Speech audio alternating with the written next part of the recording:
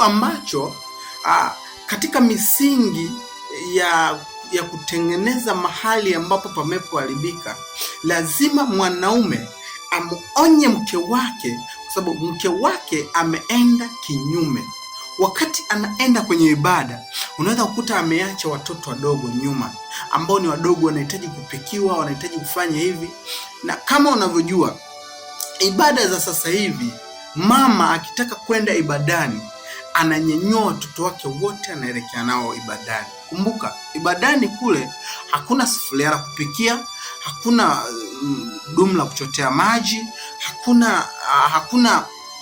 hakuna vyombo vya kupikia. Kule unakula kwenye ulimwengu wa roho. Kumbuka, unapokuwa umeenda ibadani, we mama unabeba mtoto wako mdogo. Kwa kule, kama kanisa sasa hivi zinatakiwa zitengeneze namna ya kutengeneza muundo, ili watu watakapokuwa wamefika pale ibadani, wale vyakula aina mbili, wale vyakula vya moyo, wale vyakula vya roho, wale na vyakula vya mwili.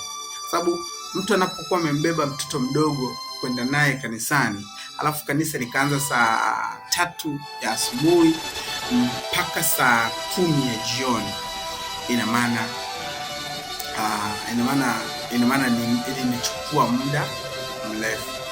Sisemi kwa sababu naona labda ni sawa au ni haki, hapana, lakini najaribu kutazamisha baadhi ya mifumo ya makanisa, ili watu wanapoenda kanisani mapema, basi wakumbuke na kurejea kwenye majumba yao mapema. Haleluya.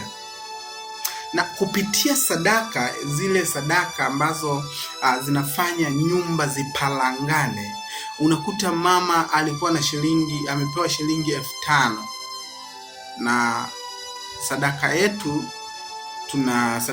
ni 2,000. Mtoto lazima umpe 1,000. Una watoto 4, lazima utawapa shilingi 4,000, au uwape shilingi 3,000, ili wewe kibaki utabaki na ile shilingi 1,000. Ina maana kama utakuwa umefika nyumbani sasa, ukakuta mfano labda mume hakwenda kanisani, yeye ameenda kwenye mahangaiko ya kutafuta hela zingine ili kuja kuongezea pale, unakuta watoto na wewe mama wote walishinda na njaa.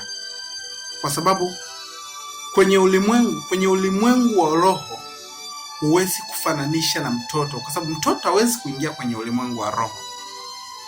Kwa hiyo lazima tujue kwa nini tunahitaji ufafanuzi wa kiroho. Ili tuende mbinguni, lazima tusiwe na mazoea ya hapa na hapa, yaani yale mazoea kwamba imezoeleka hivi.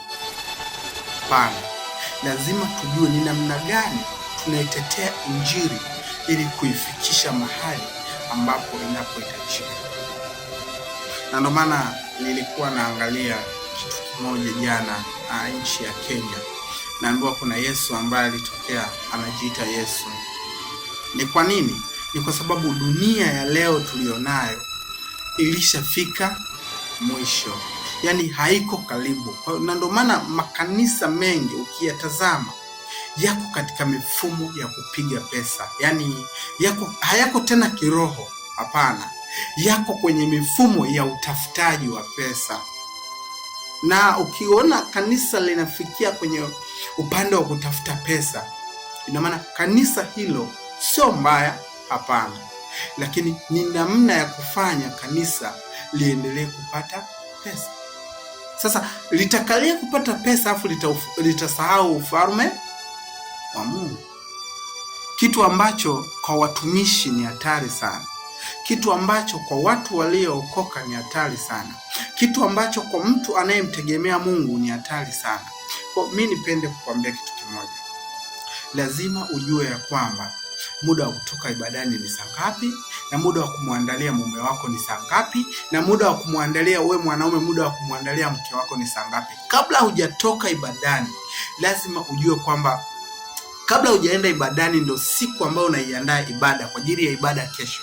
Lazima uhakikishe unaandaa, una mboga, una unga, una kila kitu ndani, ili utakapoenda ibadani, hata ukichelewa ibadani, ujue kabisa kwamba mimi nilikwisha kuandaa kila kitu. Basi kwa kusema hayo, napenda nimshukuru sana Mungu kwa siku hii ya leo. Kama nilivyokuambia, naitwa Mtumishi Zakaria. Niko hapa, napatikana hapa. Mtu yoyote ambaye ana shida na mimi, namba yangu ya simu iko hapo juu. Unaweza ukanipigia, tukaongea, tukaomba pamoja. Mungu akubariki na kutakia usiku mwema.